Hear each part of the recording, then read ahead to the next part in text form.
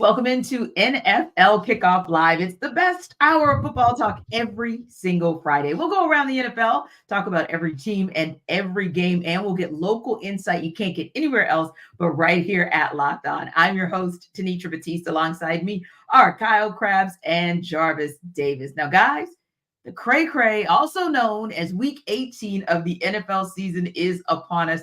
And of course, other than those number one spots in both the AFC and NFC, respectively, the playoff picture is cloudier than ever. So lots to break down on this show. And Kyle, I want to start with you. Let's talk about the crazy AFC playoff picture. And like I said, obviously at the top, Baltimore Ravens, good to go. But everything else from that number 2 on down, murky at best. Yeah, the only other thing we know is that the Cleveland Browns are going to be the 5. It's who wins the South, who wins the East, what the other 2 wild card spots look like. And you at least have one game where 2 of these teams are playing each other on Saturday, the late game on Saturday. Houston and Indianapolis playing one another with effectively a playoff play-in game is at stake in that game. The earlier game on Saturday will be of particular interest to Western New York. The Pittsburgh Steelers playing the Ravens with a bunch of their starters sitting with the number 1 seed clinched for them. But Buffalo would clinch a playoff spot with a Pittsburgh loss. They could also clinch on Saturday with a Houston-Indy tie.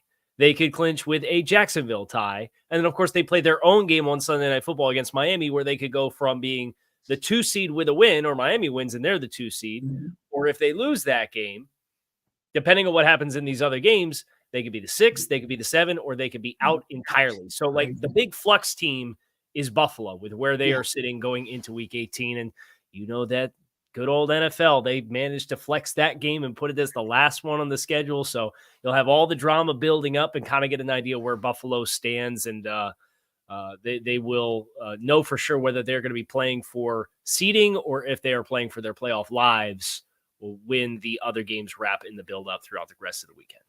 Yeah, it's absolutely crazy when you think about where we started in week 1 in the AFC, Jarvis, and where we are kind of here now. And yeah, some of the same names and some of the same teams are coming up at the top of the conversation. We have been having conversation about the Bills the entire season, although at the beginning of the season, it looked like we wouldn't be having conversation about them at all as it relates to playoffs.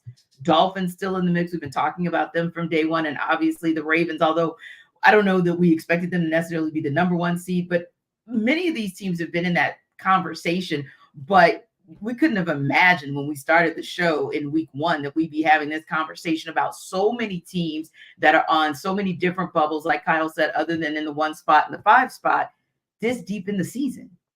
You know what? And the thing about it is, like, kind of like going through my prep and everything like that. I was just looking at the AFC. I'm just like, man, look at this AFC South, because nobody saw the Houston Texans doing what they've been able to do all year, and just seeing what D'Amico Ryans and CJ Stroud, obviously he was out for a little bit, but they kind of hit a little snag in towards the end of the season, but just overall, like that team is the type of team that you understand, like they're going to be. You know what this team is going to be for the next 10 years or 5 to 6 years, barring any catastrophic injury at the quarterback position. And I think if you staying in the division, you just look at what the Jacksonville Jaguars have been able to do or not being able to do going down the stretch, right? Because like they've just been losing games and just a lot of questions about Trevor Lawrence and whether or not he is the guy, because we've had those conversations, coming to the season, like, hey, this division is Jacksonville's to win. And we're coming down to the last game of the season saying, all right, who's going to win this division? So it's just so interesting. And then staying in that division, Indianapolis Colts, Anthony Richardson, the guy, the starter. And then you got Gardner Minshew and Shane Steichen and what he's been, not Shane Steichen, excuse me, what Gardner Minshew has been able to do as a backup and being able to stay in that conversations for the division is just, you can just talk about the type of coaching job that he's been able to do. And with the players that you have in place, I just think this AFC South has been really fascinating to watch all season, because we understood what it was coming in, but it hasn't worked out that way, and it's worked out in the favor for a couple teams that don't have teal and black in their uniforms. And it's interesting that you mentioned the job that D'Amico Ryans has been able to do with the Houston Texans, because so many people have been saying that what Kevin Stefanski's been able to do with Cleveland Browns will get him a nod for Coach of the Year. But I think DeMeco Ryans definitely deserves to be in that conversation, because I don't think any of when you saw that the Texans were aggressive in the draft to get CJ Stroud and to then get Will Anderson, you thought, okay, that's a team that in 2 to 3 years we're going to be having some conversation about. But like you said, you never quite know how things are going to play out, even with Trevor Lawrence. He's still listed as questionable right now. They haven't made a determination for sure on what's going to happen with him in the game this weekend. So that could be a pivotal kind of a do or die in how things kind of play out there. But, Kyle, another team that we talked about at the beginning of the season that maybe would have been that team that you would have thought would have been a foregone conclusion would be your Super Bowl champions. And yet Kansas City has been up and down around. You kind of don't know. And we'll talk a little bit more about the same version of them in the NFC South, in the NFC, and that in the Philadelphia Eagles in just a moment. But yeah, KC, you look at Kansas City Chiefs and kind of where they are and what's going to happen with them as far as how deep can they go in the playoffs? What does the playoff situation or postseason situation look like for them as they get deeper through this postseason? Yeah, how ironic is it that we've been on this show for 7 minutes already talking exclusively about the AFC playoff field. We haven't mentioned Kansas City, and when we started at the very beginning, I said, about the only other thing we know is Cleveland's a 5. Since Kansas City's clinched as the 3, like that's locked in as well. So we know that Amazing. For sure. But it's, by the way, defending Super Bowl champions. They have just been in such a rough spot offensively, and it's been really hard to watch for the better course of the past month to ask the question, when are they going to re-find and recapture their rhythm? And it just hasn't happened offensively. And it just doesn't look like Patrick Mahomes really has a lot of trust in a lot of those guys on the outside. I know Rashee Rice has had some moments, and obviously Travis Kelce is Travis Kelce, but Travis Kelce ain't playing like Travis Kelce. And I think that's the hardest thing, is when Pat doesn't have somebody else that he feels confident in to go with the football, it becomes kind of this funnel game that you can play on 87. And no matter where they move him to, no matter where they line him up, if they try to manufacture something for him, there's just bracketed coverage around them. And it's very difficult for him to do the thing that he's always done so well, which is work to open space and have Pat find him with the football. So I don't know that they're going to have an answer. Now, in the AFC playoff field, if they end up as the 3 seed, hypothetically, and they get past whoever their 6 seed opponent is, there's a 54% chance, according to ESPN's FPI, that it's the Miami Dolphins. There's a 16% chance that it's the Colts. There's a 15% chance that it's the Texans. And there's an 11% chance that it's the Bills. So they got 4 possible opponents with this week left to play. And they have nothing to play for. So they're sitting Patrick Mahomes against the Chargers. It'll be Blaine Gabbert. So they know Pat's going to be ready to go. They'll get an extra week of prep there. Yeah. They get past that. You get into the divisional round. Like, who knows what happens? Depending on if there's upsets, you could find them in a position to play a home playoff game in the divisional round. So, it's not that absurd to think they could still end up making a push to the AFC Conference Championship, but it would not be at Arrowhead, which would be the big difference this year versus every other run that Kansas City's had. Indeed. And to your point, Kyle, I feel like, where's Peter when we need one of those Taylor Swift references? Because I don't know what song we could spin for what we've been seeing in Kansas City. But yeah, I never thought we'd be having a conversation where we were watching the Chiefs Bengals game and wondering how that was going to impact and dictate what the rest of the AFC playoff picture would look like. But particularly having that conversation about the Chiefs in week 17 and what was going to happen with them based on whether or not they beat the Bengals, which kind of sort of technically they barely beat. But we know this scenario is all too familiar, Jarvis, on the NFC side as well, because just like that AFC South has been up, down, middling, and around, we know there's another group South side called the NFC South, and nobody wants to take charge. Nobody wants to take control. It's the craziest thing, and we know it all too well because, of course, we covered the NFC South. Now, similar to what we're talking about on the AFC side, JD, we know that obviously the 49ers, good to go. They're locked into number 1 now. At the 2 spot, you've got the Cowboys, Eagles, Lions. You don't really know what's going to happen. You got the Cowboys, Eagles, Lions again, 2, 3. You don't really know what's going to happen. In that 4 spot is probably going to be your NFC South winners. And really, can I say you don't know what the hell's going to happen there anyway? But I can say that for them too. But ultimately speaking, it's like a clusterfuffle on the NFC South, NFC side, maybe even more so than on the side of the AFC. I think it's kind of interesting that, you have Eagles losing 4 out of the last 5. Obviously, they've been on a downturn towards the end of the season, and we know that how important it is for teams to be playing well in these months, right? In December, going into January, as the playoffs get ready to start rolling. And obviously, the Eagles haven't been able to do that. So the Cowboys are in a space now where they can win a division, which nobody thought they would be able to do because they just been very average to below average on the road, and they've been great at home. And I find it fitting that they have to go out on the road and get a win against the Washington Commanders in order to clinch the division. So, and then the Philadelphia Eagles are at the Giants as well. So both teams are on the road. So, hey, they're going to have to take that thing on the road if they want to do what they need to do. Obviously, the Cowboys clinch the NFC East if they get the win. If the Cowboys lose and the Eagles win, obviously the Eagles will get the division. So that's a movement that could possibly be there. And I think that the Cowboys are going to be able to pull it off. So when you look at the way Dak Prescott has been playing, that's the reason why you feel like this team is maybe a little bit different than what we've seen in years past. I know, you got the Cowgirls and all that stuff and losing big games. And I think that's something that you take into place because that's the precedent that they've set.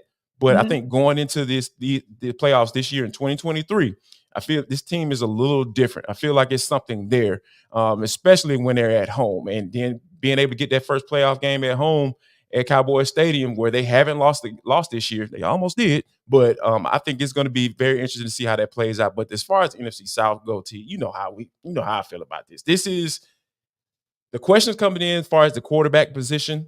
Sure. That was the big conversation that everyone was having that covered any team in the NFC South.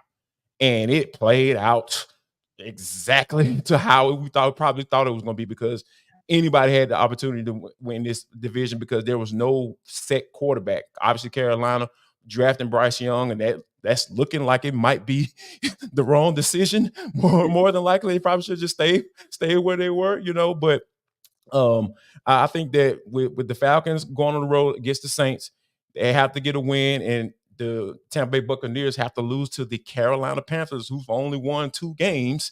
And it's ironically, they've beaten the Texans and the Falcons, those 2 wins. So I think that more than likely, this is going to be Tampa Bay's division because you just got to look at it from the standpoint of, all right, they're going to get this win. They're more than likely going to get into the playoffs because Baker Mayfield's been playing pretty solid down the stretch here. So it's just really interesting that, how fascinating the AFC South is and the NFC South is the exact opposite. Right. And AFC for all of the right reasons in their South division and the NFC not so much. And like you said, it really kind of is predicated on the quarterback play because we know, of course, that, Bryce Young is Bryce Young. Panthers are who they are. Got good word out of Tampa, at least late this morning, that Baker Mayfield practiced. Looks like he's going to be a go come Sunday. And then you've got Derek Carr, who's going to be a go for the Saints. Now it's a question about what's going to happen with the Falcons. Right now it's looking like it's going to be Taylor Heineke, but with Desmond Ridder waiting in the wings because that nagging ankle injury has really been it's been there for a couple of weeks now, really, honestly, since Taylor Heineke was inserted back into that starting position. But, another thing that I really like, Kyle, about what I'm seeing on that NFC side, when you talk about teams that are kind of exciting, intriguing, you kind of don't know what to do with them, but you're liking how they're trending in the backside of the season. That's the Los Angeles Rams. That might be the one team that nobody wants to face in these playoffs. Yeah, they got a lot of young upstart players, and that coaching staff has really taken this season, and they have gelled quite well, and they got the right guys healthy at the right time of year. And I look at the Green Bay Packers, too, as another team who is facing a win-and-in scenario to potentially get a 6 or the 7 seed here in the NFC side of things. And Jordan Love's thrown 1 pick in the last 7 games, and he is balling. He is throwing the ball all over the field. So those are 2 teams as wild cards where you think about, okay, somebody's going to draw the Detroit Lions. Somebody's going to draw the NFC East winner. If Philadelphia, if Dallas drops the ball and Philly ends up as the 2, are they playing at a level that inspires you with confidence that they are impervious to losing a game to either Green Bay or LA? No. I think there's a lot of intrigue for some of these wild card potential matchups because, as you said, T, the Rams and Packers are two teams that are playing really good football right now, and the Rams are locked in. It's just a matter of what their seeding is, and for Green Bay, you take care of business against the Bears, who you've had so much success against lately. You're going to be having your postseason ticket punched as well. Yeah, very intriguing. Yeah, you're absolutely right. I was watching Green Bay last week. Hadn't watched them play a game in a couple weeks, and I'm just impressed at how good they're looking and how they've progressed throughout the season from the last time I was able to watch them take the field. So yeah, some interesting stuff going on both sides in the playoff picture. And listen, it's almost time for us to talk about one that we have been waiting and kind of salivating for this entire week. Of course, that's the Buffalo Bills and the Miami Dolphins. And we're going to get into it on the other side. But before we do, let's tap into what Jarvis has to say about LinkedIn.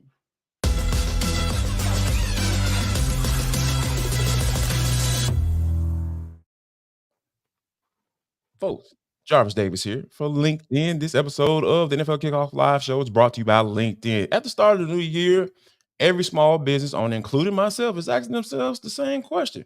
What's the one move I can make that'll take my business to the next level? How can I make some more money? Well, LinkedIn Jobs, we've got you covered, right? Because they know exactly what leads to success, and it depends on the team that you surround yourself with. And that's why LinkedIn Jobs has created the tools to help you find the right professionals for your team faster and for free. Guys, let me tell you something. LinkedIn isn't just another job board.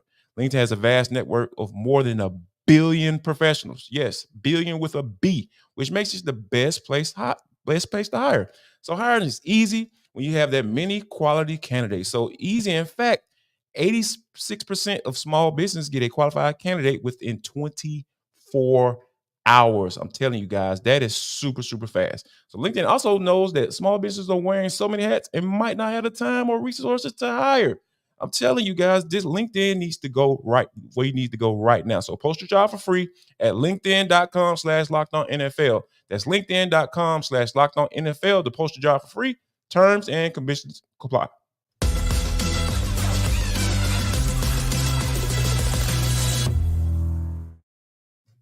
Guys, it's a big game for the Buffalo Bills, big game for the Miami Dolphins, and it is so big that our Locked On Bills host Joe Marino couldn't pick just one key to victory when he joined our guy Kyle in their Dolphins-Bills crossover.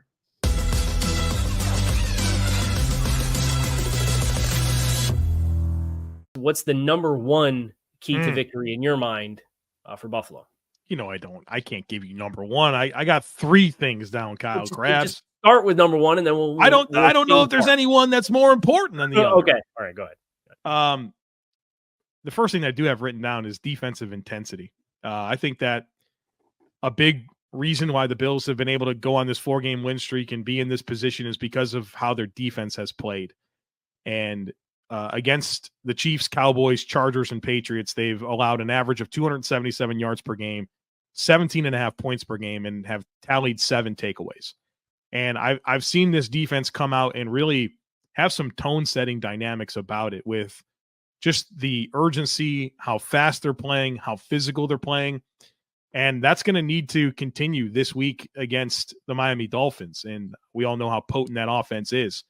And so that tone-setting nature that they've come out with lately has to show up against the Dolphins on the road.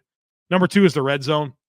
When you're on offense, touchdowns, not field goals. When you're in defense, field goals, not touchdowns. And these are two pretty fascinating teams when it comes to the red zone. Both are terrific on offense. The Bills, number 2 in red zone touchdown percentage. Dolphins, number 3 in red zone touchdown percentage on offense. Defensively, neither team's been very good. The Bills, 20th in red zone defense. The Dolphins are 30th in red zone defense. And so who can make those trips to the red zone end in 3 versus ending in 6? I think that's going to be a deciding factor is success in the red zone for both teams. And then turnovers. Turnovers are pretty much the story of almost every NFL game, whether you can take care of the football, whether you can take away the football. I mean, the Bills, they're +3 in takeaways against New England last week, 4 total takeaways. Obviously the Dolphins had a lopsided situation there when it comes to turnovers and giveaways. And so I think that's going to be a storyline. Who can protect the football, but also be aggressive and make plays, and who can take it away. I think that's also going to be a big part of any game, and of course, a high-stakes game like this.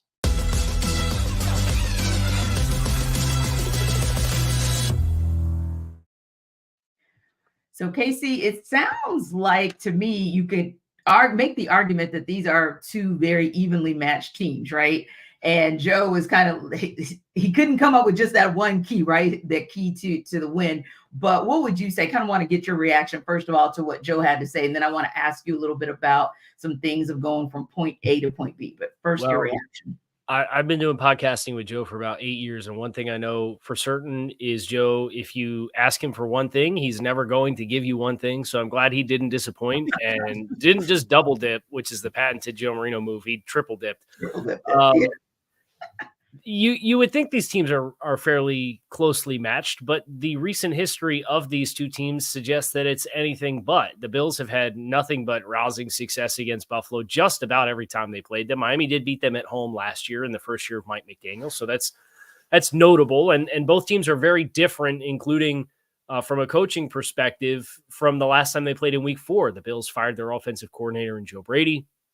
The Dolphins, with the install of Vic Fangio's defense, those players have talked a little bit more about how much better they conceptually grasp it, although they didn't necessarily play like it when they played last in Week 17 against Baltimore, because they gave up a huge spot in that game defensively as well. So I think Joe's discussion points about the Bills defense are the biggest thing, because the talking point with Buffalo in the midst of their midseason struggles was the losses that they had incurred this season in Daquan Jones and Matt Milano and Tre'Davious White. Like, those are big time losses.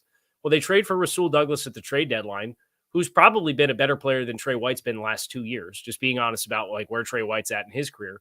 Mm-hmm. Terrell Bernard has been playing lights out in the middle of that defense, and they got Daquan Jones back last week. So they very suddenly, in the midst of this stretch of kind of stabilizing their play defensively, I think that's the thing that Buffalo is probably most excited about hanging their hat on, is they've got that mojo back on that side of the ball. So whether you want to call it defensive intensity or red zone defense or whatever else, just the fact that they survived what was some kind of foundational injuries to that side of the football and are now out the other side of it and playing like it, I think is the thing that makes them such a dangerous team.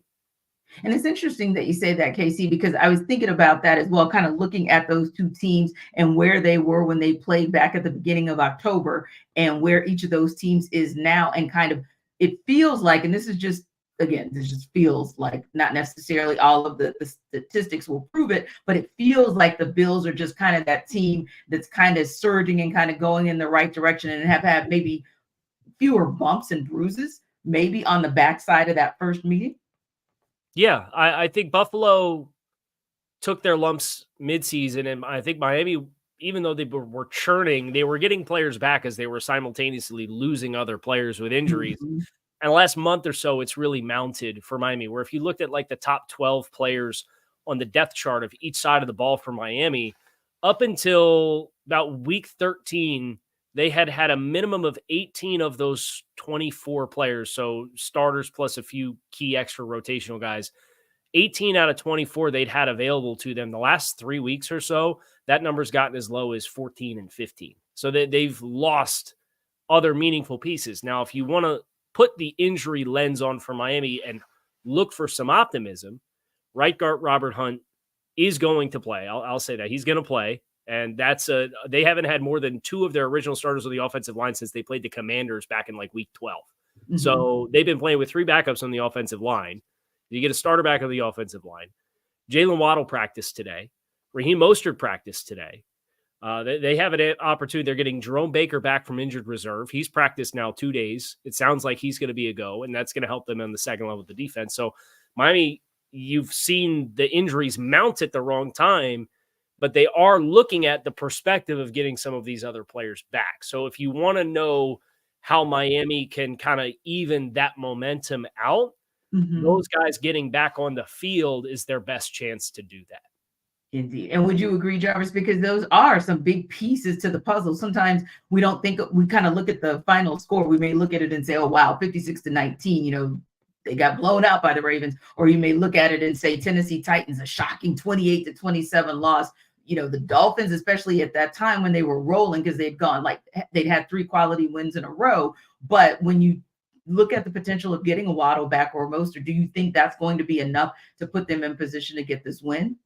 I think it'd be enough to put them in a position to get the win. But like I go back to what I was saying earlier, is like just how teams have been playing down the stretch, right? Because you talk about what the way the Buffalo Bills have magically discovered James Cook. Like, oh yeah, Ken Dorsey, get up out of here. Oh, oh Joe We Brady. got a run game. We Hey, got a let's running use back. this guy. Let's use this. What did he go to school? Georgia Bulldogs. Yeah, RBU. let's use this guy. Yeah, let's use him. Let's figure out what let's center the offense around him and let Josh Allen play off of that, right?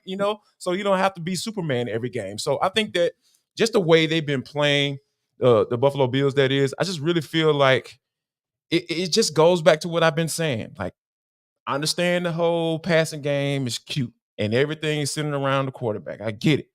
But when you're talking about going into the playoffs and going on a run and playing and taking it on the road, whether you're on the road or at home, in the element, running the ball and playing defense is going to win you games. So I think that, when you have Buffalo playing the way they've been playing down the stretch on a 4-game winning streak and everything, they discovered, that they have a weapon, a guy they can count on to give them 20 times a game and not have to worry about a guy, his durability, because he's only been in the league for 2 years. This is his second sophomore season. So like those are some of the things that I take a look at when you talking about going into divisional matchups, and then. But the only thing that kind of having me a little reserved, Kyle, is the fact that, hey, Miami is at home and they've been really good at home. So those are some of the things that I'll take a look at. But I think it all boils down to, hey, who's going to be able to continue to establish themselves. And I think Buffalo has a little bit more momentum as far as that going into this game right here. Yeah. Just one other thing, Tanitra. I think this is a big James Cook and Dalton Kincaid spot. Traditionally, Josh Allen, he puts up like everybody else's best career single game numbers every time he plays the Dolphins. That's what he ends up doing. Like he just rings up touchdowns and yards like nobody's business. But he's really banged up. And obviously they've needed him, and kind of the evolution of this offense with Joe Brady has called upon a little bit more of the quarterback run game. He has a stinger in his left shoulder. He hit his hand off a throwing helmet and has a sprained digit in the middle digit of his middle finger on his throwing hand that he hit off the helmet. And he's been dealing with a right shoulder injury too. So it's for me, it is James Cook. And then obviously Stephon Diggs is such a big presence historically within this group of the Bills. He's been so quiet. Dalton Kincaid has been the second most targeted player on this team offensively. And that's where you get into, I think, where Baltimore really took advantage of Miami's defense last week, was throwing the ball to the backside of the backfield, and Isaiah Likely, the tight end. So I think Buffalo's big matchups for them to win in this game are going to be James Cook and Dalton Kincaid, as compared to the traditional Josh Allen, Stephon Diggs show that they are so historically forced you to expect when they play the Dolphins. Yeah, and that kind of goes into my X Factor question, Kyle, that I was going to ask you guys before we go to break. Jarvis, other than the obvious, which we talked about, and we haven't really even talked about Tua in this conversation, but we'll throw him in for the purposes of the X Factor question I have for you guys. Taking out the main players, a Josh Allen, a Tua, and even the running backs, give me an X Factor in this game that'll help the Dolphins to get the win. Wow. This is going to be something that, I feel like if Jalen Waddle can be able to come back and be that guy, or Tyreek Hill, I think this wide receiver group, if those guys can be the game breaking players that they are, especially on the field at the same time, they can cause any trouble with any secondary in the National Football League. So I think if Tyreek Hill, it's kind of hard for them to not get the ball without Tua, playing his best game. But I think the combination of those two guys being on the field at the same time, being able to deploy those guys like that, I really feel like they can be X factors to be able to definitely get a win, especially when being at home. And for you, KC, outside of the usual suspects, who's that X factor, or what is that X factor for the Bills to walk away with the win?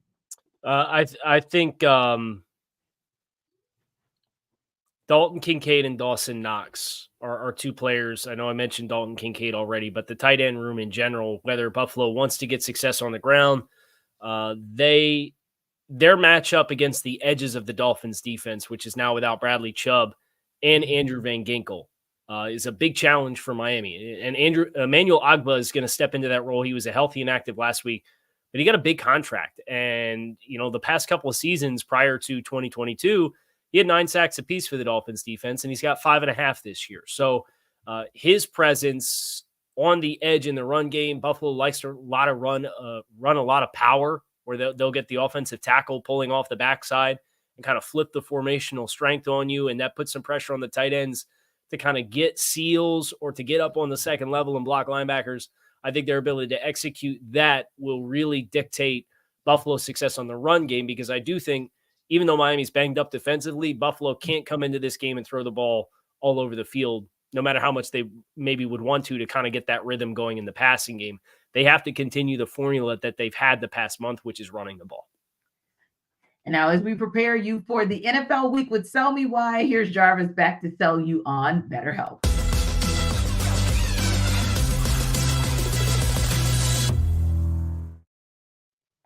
Jarvis Davis here for BetterHelp. This show is sponsored by BetterHelp. Now, people, every year, we all do it. I know you do it. I've done it as well. We come up with these big time resolutions. Hey, I'm about to do this, new year, new me, and all that stuff.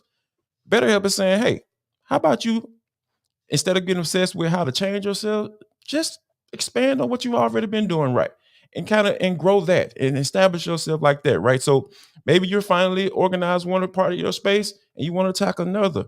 Or maybe you're taking your supplements for every morning. Now you want to actually eat breakfast too. So BetterHelp is right there for you. And they're willing to help you and help you find your strength so you can ditch the extreme resolutions and make changes that actually stick, because that's what it's all about, right? So if you've been thinking about starting therapy, give BetterHelp a try. It's entirely online, designed to be convenient, flexible, and suited to your schedule. Flexibility is key in 2024, guys. So I need you to go to BetterHelp because they're trying to get you where you need to be. So all you got to do is just fill out a brief questionnaire to get matched with a licensed therapist and switch therapists anytime for no additional charge. If you don't like the one that you're with, that's perfectly fine. We're going to help you find the one that's the perfect match for you. So celebrate the progress you already made and visit betterhelp.com/lockedon. That's betterhelp.com/lockedon today to get 10% off your first month. Savings all around the place for 2024. That's BetterHelp, HELP.com/lockedon, LOCKEDON.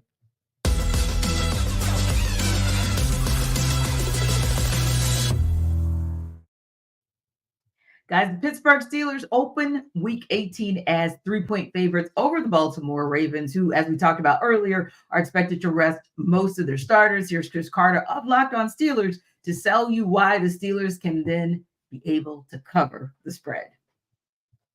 I'm Chris Carter of the Locked On Steelers podcast. The Pittsburgh Steelers face the Baltimore Ravens in Baltimore for a rematch and are 3-point favorites on the road. That may not make sense unless you know that the Ravens are going to be resting a lot of starters. Lamar Jackson already announced his benched.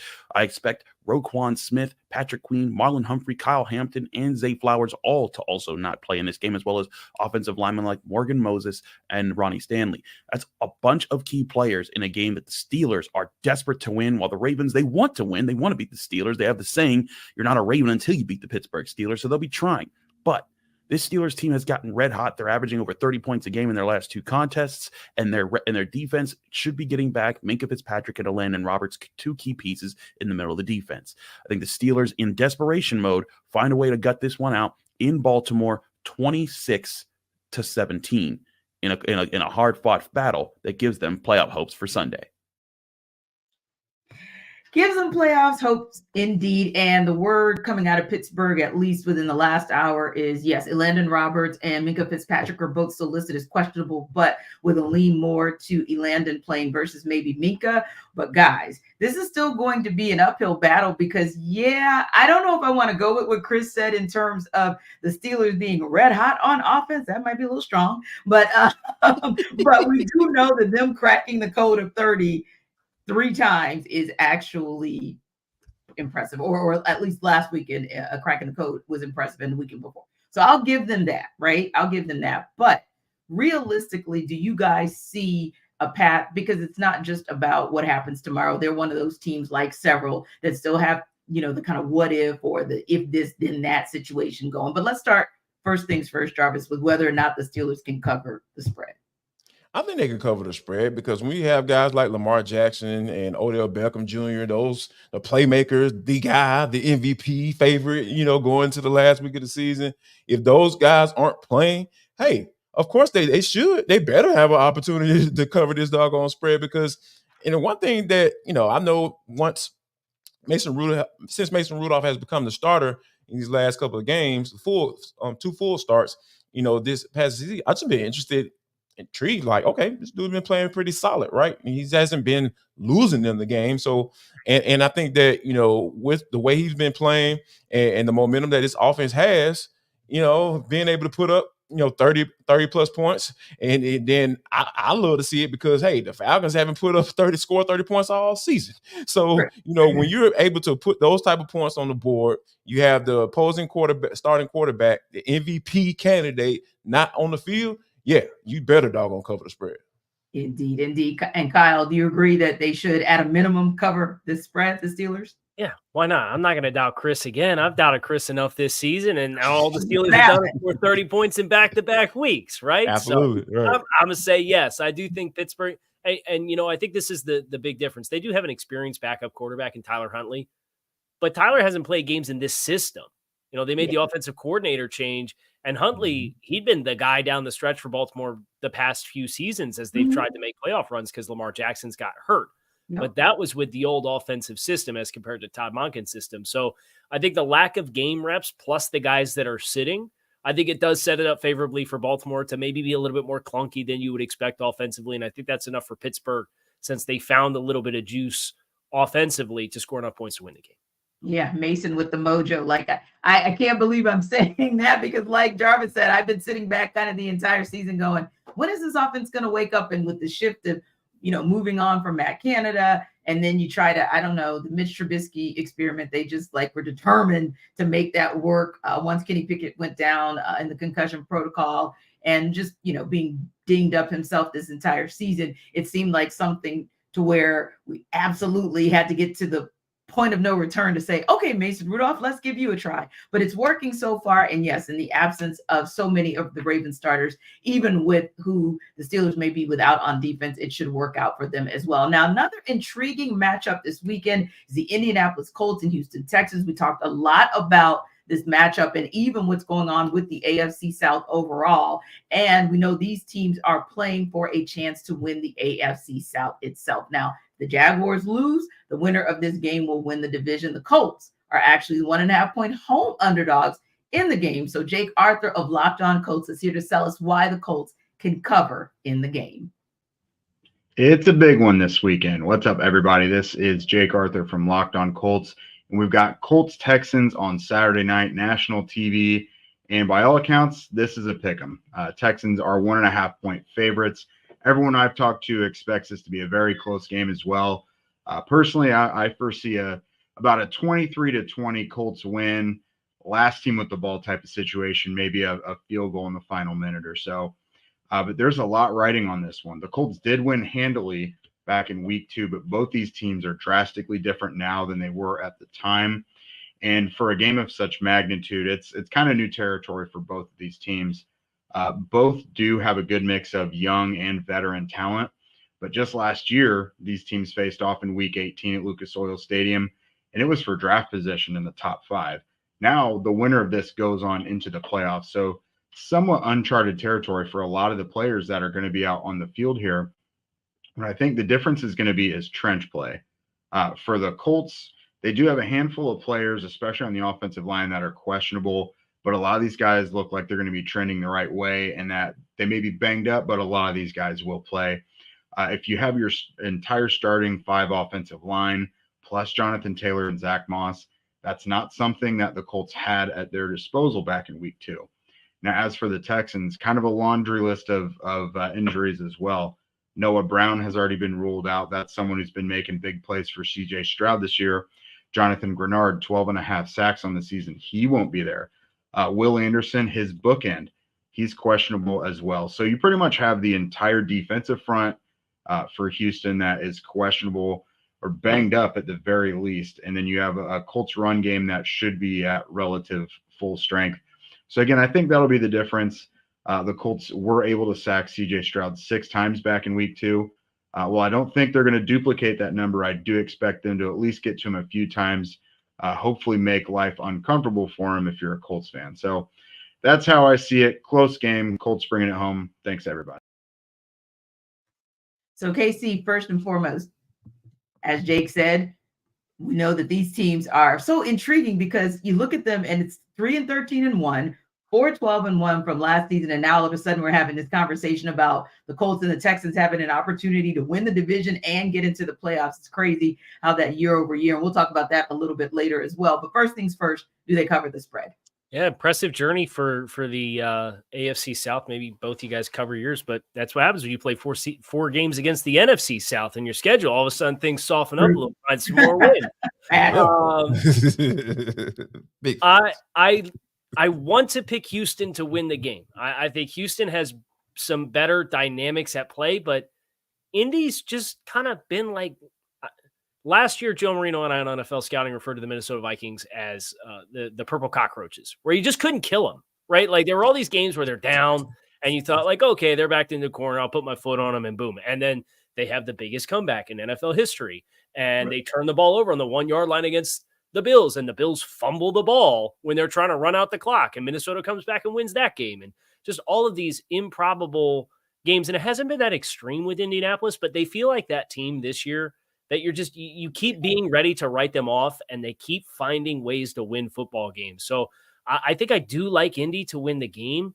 I view it as generally a coin toss game. I think if you played it 10 times, the Texans would probably win more out of the 10, but it just feels like with the way that their individual seasons have trended, that Indy is in a position to win this football game, just kind of off a gut feeling. And it'll be interesting to watch the AFC South divisional implications. It just came through on the timeline that Jacksonville will face Ryan Tannehill and not Will Levis on Sunday. So, the winner of this game needs Jacksonville to lose to win the division. You'll kind of have that mystery and intrigue going in. I don't know if a veteran quarterback being the team playing Jacksonville is a good thing or a bad thing. And Ryan Tannehill's thrown 1 touchdown pass his last 136 attempts, so probably not a good thing. But nevertheless, this is still a playoff win and in type scenario. So I think I like the Colts, but don't ask me to put a lot of confidence points on it. Yeah, JD, it sounds like KC is kind of thinking there might be some Minshew magic that goes down this particular weekend. What are your thoughts first and foremost on covering the spread? To be honest with you, I don't think they're going to cover it because, I like when you used to have like pick'em games, I like to look at the quarterbacks, right? Because that's the type, that's where I'll go. And as much as Gardner Minshew can take over a game, like you mentioned, the Minshew magic and all that stuff, I really look at the guy who has the brightest future in this league, and that has to be CJ Stroud. So because the way he's just handled himself and dealing with all the Q scoring and all that stuff, at the beginning of the year. And I just think that this young man has done some really good things. And I think that him being paired off with D'Amico Ryans, like we mentioned earlier, he's head coach of the year candidate. He should be because nobody had any expectations for that team coming to the season. So I really feel like this is a game where I feel CJ Stroud is going to put on that cape and say, you know what? I'm here, NFL. I need y'all to take a look at me because I'm here and I'm not going anywhere. And I feel like the Colts won't cover the spread because of that. Indeed. Well, you talked about a couple of things that ring very true in the NFC South, and that is QB question marks and teams that have zero expectations of them. Wow, you just called the name of the NFC South yet again. Well, we know it's going down in my hometown this weekend. The New Orleans Saints and Atlanta Falcons will face one another. And then there's that team, the Tampa Bay Buccaneers, that's going to face off against the Carolina Panthers. So it's literally like this NFC South battle royale that are going to dictate.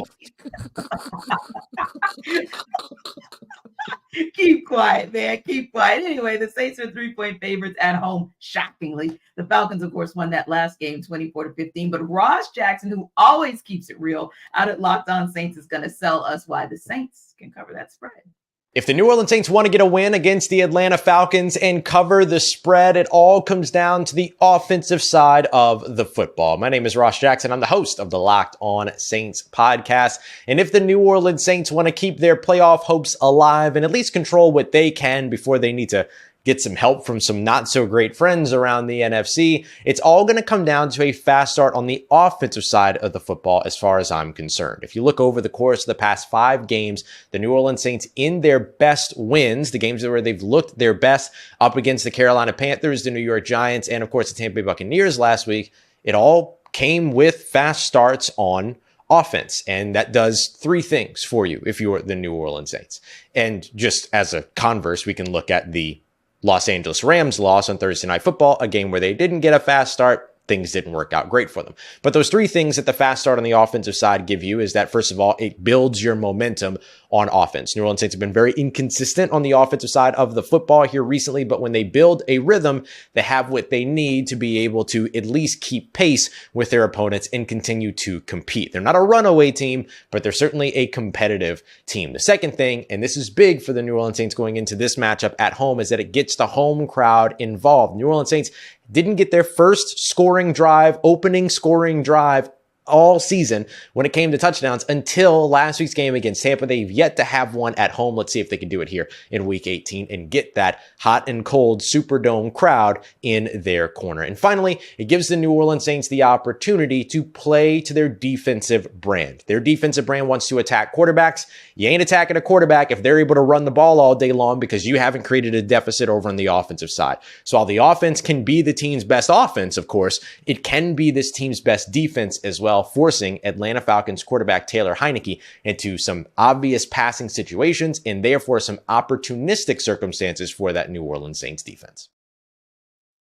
It's interesting because my first thought was, wow, and I say this with all sincerity and seriousness, if everything is dictated in this game by a fast start, that's probably not going to bode well for the Falcons. The Falcons have just, and Jarvis, we've seen it over and over this season. The Falcons are just notorious for going into a game and kind of building up to the fourth quarter. And you're wondering, wow, where was that team in the first quarter? But before we go there, kind of keys to the game and where we see each of these teams kind of having the pathway to getting a win. KC, do the Saints cover or no? So I have developed a general rule of thumb for NFC South games, and it is look at it with logic and facts, and then whatever that dictates is going to happen, pick the opposite to happen. Yes, sir. And it's, Right. it's like clockwork. It's incredible. So the Saints should win the game. Yeah. I think the Saints are the better team. I think they're still a more talented team in spite of some of the injuries that both of these teams have had to work their way through. I don't know which is the better coached team between the two, but I don't think coaching is a particular strength for either team this season.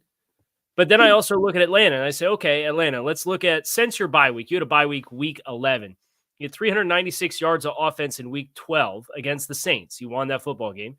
And then you had 194 yards of offense. Then you had 434. Then you had 204. Now you had 406. Then you had 304. So we're doing this, and we're coming off of this.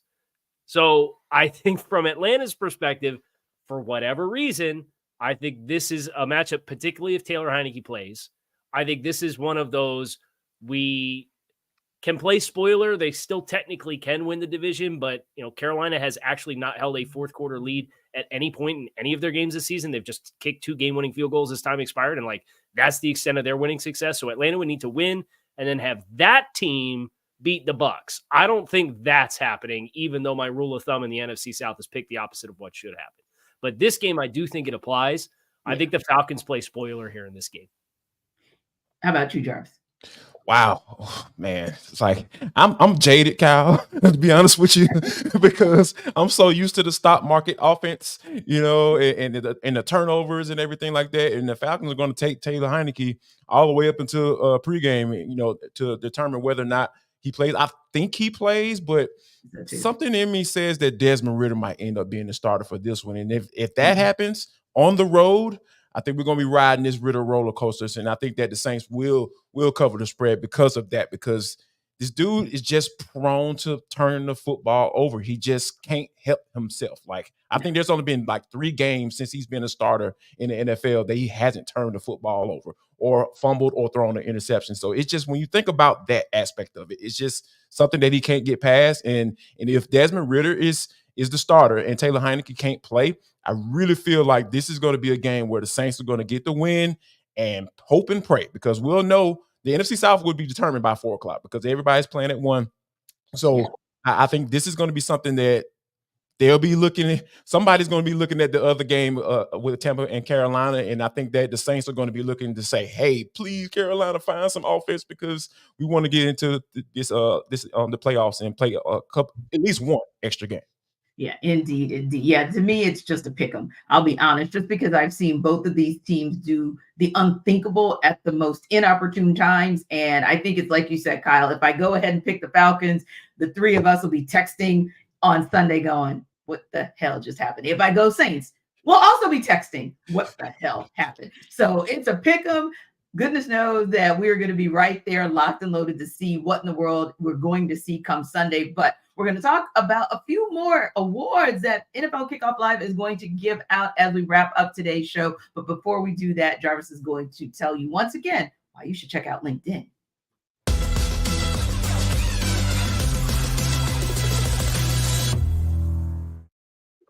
Jarvis Davis here for LinkedIn. Folks, this episode of NFL Kickoff Live Show is brought to you by LinkedIn. At the start of the new year, every small business owner is asking themselves the same question.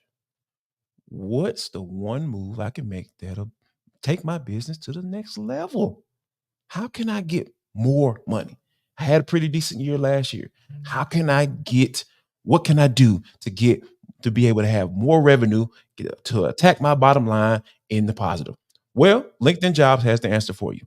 They know that success all depends on the team you surround yourself with, the people you hire, because people make the difference in whether or not you're going to be able to get to the level that you want to get to. That's why LinkedIn Jobs has created the tools to help you find the right professionals for your team faster and for free. And guys, LinkedIn isn't just another job board. They have a vast network of more than 1 billion professionals. Yes, billion with a B. Yes, which makes it the best place to hire. And it's easy when you have the best qualified candidates. So it's easy. In fact, that 86% of small businesses get a qualified candidate within 24 hours. So not only are you going to get your best candidate, you're going to get it in the time frame is which you're going to be able to maximize it to the degree. So what I want you to do, also, one little more nugget, also know that small businesses are wearing so many hats and you might not even have the time, the resources to hire. So LinkedIn has made this process so smooth, so quick, so easy. So post your job for free for LinkedIn.com/LockedOnNFL. That's LinkedIn.com/LockedOnNFL to post your job for free. Terms and conditions apply.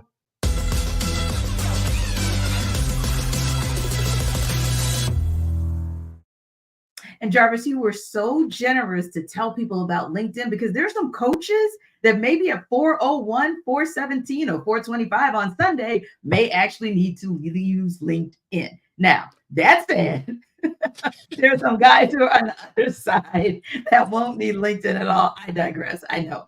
A little petty tea right now coming up on a Friday. It's fun in our last show of the darn season, man. We're going out with a bang. But listen, there are some coaches who actually have done a bang-up job, no pun intended, this season. And I wanted to get you guys' take on that. We kind of teased it a little bit earlier, so I kind of know where you guys are thinking. But real quick, tell me who, Kyle, your coach of the year would be for this season. I think you have to look at what they went through all season long and pick Kevin Stefanski with the Cleveland Browns. They're starting their 5th starting quarterback of the season in week 18. And granted, they're 11-5 and they clinch, but they're also 11-5 with a quarterback going to Deshaun Watson and then rookie DTR and then PJ Walker. And then Joe Flacco comes in off the couch and throws for 300 for 4 straight games. It's incredible what the lack of continuity at that position, in addition to a bunch of other injuries that they have incurred at a bunch of other spots between Nick Chubb. I think they're on like their 4th and 5th offensive tackles this season. Yes. Their interior defensive line's taking some, like they are really banged up. And that defense with Jim Schwartz has been outstanding. He's been one of the best assistants in football this year as well. I have to go with Kevin Stefanski just because I know there was some expectation for the Browns to be in this general area, but the path that they took to get there is the most impressive coaching job this season in my mind. Yeah, and the first team in NFL history to go through 4 quarterbacks and make the playoffs. So yeah, bang up job that Kevin Stefanski has done. How about you, JD? I mean, I've talked about it pretty well. I feel like a whole show, so it has to be D'Amico Ryans for me. But I got to give some credit to Shane Steichen, the head coach of the Indianapolis Colts, because when you're drafting a rookie quarterback and you're saying that, hey, that guy's going to be your starter, and you have a viable backup in Gardner Minshew, and hey, you can go the old school route and say, you know what, this is the guy that is going to be our starter, and Anthony Richardson's going to learn. We're going to bring him along slowly and all that good stuff. But when you name him the starter, you're thinking that you're going to take your lumps and go through the season. And then those plans get kind of stifled a little bit, right? He's out for the season. And then you go with your backup quarterback. And then now you find yourself in week 18 playing for an opportunity to win the AFC South when nobody expected it. I just think you have to he has to be highlighted, right? I don't think he's going to win the Coach of the Year, but he has to be at least in the conversation saying, you know what? We understand what the expectations were coming into the season, and you've exceeded those. So you should at least be in this conversation for Coach of the Year. Yeah, and sometimes, and I'm going to just throw this one out there because sometimes I feel like we do, and we're supposed to look at the coach who's been able to take his team beyond adversity to get to the positions where D'Amico Ryan, Shane Steichen have brought their teams, and Kevin Stefanski have brought their teams respectively. But I feel like John Harbaugh might just be the most unsung head coach, almost like a Mike Tomlin, guys who've never won that Coach of the Year award, but they come and they bring their team to the table, and they still get them to the top because there are still teams with just as much experience, just as much depth, just as much talent. But the success that John Harbaugh has, I think sometimes we take it for granted. So I just wanted to kind of throw him out there as somebody who, even with me being a Steelers fan, I've always had a lot of respect and appreciation for what he's been able to do with the Ravens. Now, I want to ask you guys as well, the MVP race seemed to have locked itself up pretty much 2 weeks ago, but do you guys feel like there's any way that Lamar Jackson, I'll say it that way, does not get that MVP? I don't see anyone just coming in and saying, "Oh, well, he thought it was Lamar Jackson, but absolutely not. We won't give it to fill-in other quarterback." But it's just the way he's just been mowing down playoff contenders and teams that everybody's expecting to be in the conversations in January and going into February. I just feel like, and we talked about this coming into the season, right? Because hey, I want my money. Nah, we ain't gonna give you that money. Hey, I want to be traded. Okay, we're gonna give you a couple first rounders and you can go on about your business. No, we're gonna give you your money. And then, hey, we're gonna bring in a new offensive coordinator too, and Todd Monken, who's coming from college. And we know how that transition can be from time to time. But Todd Monken is basically coached himself into being a big time head coaching candidate. So when you think about all of those factors that I just laid out, and for him to be playing like he is down the stretch when it's the most of importance right now, I just feel like there's no one that's been playing better than Lamar Jackson down the stretch. And for that reason, I really feel like there shouldn't be anybody else in the conversation. KC, you good with that one too? Yeah, I kind of am hoping to get like a thank you card or something as the Locked On Dolphins host for Lamar, having that be the exclamation point on his season against Miami. Last 2 weeks, they play the 1 seed in the NFC, and they beat them by 2 touchdowns. And then they play the team that's been slated as the 2 seed for the last 2 months in the AFC, and they beat them by 5 touchdowns. So it's just been an incredible exclamation point for the best team in football. And Lamar taking this evolution with the opportunity that he's had with how they've changed their offense, I think is absolutely the deserving winner for the MVP this year. Indeed. And I'm going to co-sign on that as well. I think Lamar Jackson absolutely balled out. And like I said, as a Steelers fan, it's kind of tough to watch it. But man, it's been beautiful as a football fan to watch. And hopefully for you guys, our fans, it's been a beautiful thing to watch us throughout this regular season. I've had a blast working with Jarvis Davis and Kyle Krabs on this NFL Kickoff Live show. We're going to be sitting just like you guys this weekend with bated breath to see how this playoff picture shakes out on both the AFC and the NFC side. So thanks again for stopping by. As always, appreciate you guys for rocking with us here at Locked On NFL Kickoff Live. Enjoy the rest of your weekend.